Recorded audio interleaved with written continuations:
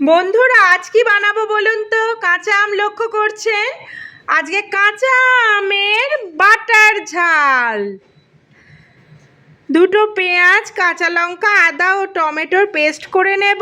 আর কাঁচা আমটা ফালি ফালি করে কেটে নিয়ে বাটা দিয়ে ঝাল। কাঁচা আমের বাটার ঝাল, দেখতে থাকুন।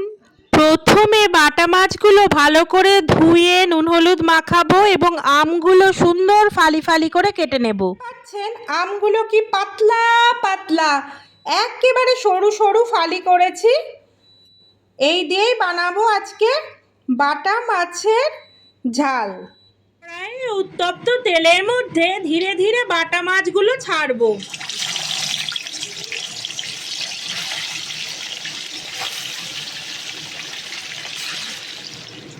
দেখতে পাচ্ছেন মাছগুলো সুন্দরভাবে দুপিট ভাজা হয়ে গিয়েছে। এবার তোলার পালা, আমরা তুলে নেব।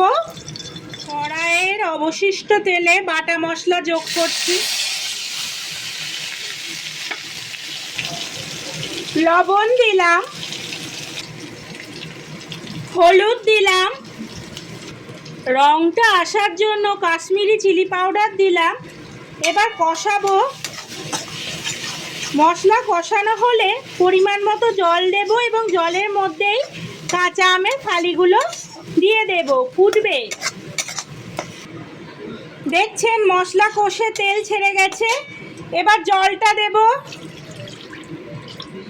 এবং ফালি করে রাখা আমগুলো এর মধ্যে দিয়ে দেব।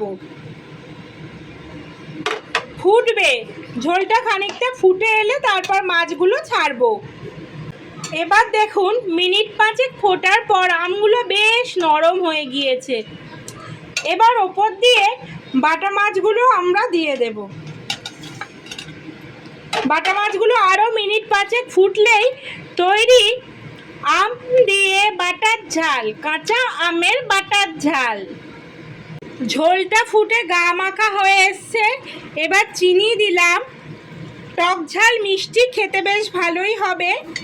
কাঁচা আমের টকটা তো থাকবে। এবার নামিয়ে নেব। জানো তো তোমরা, এটা আমার সিগনেচার রেসিপি। তাহলে বন্ধুরা রেসিপিটা দেখে নিয়েছেন।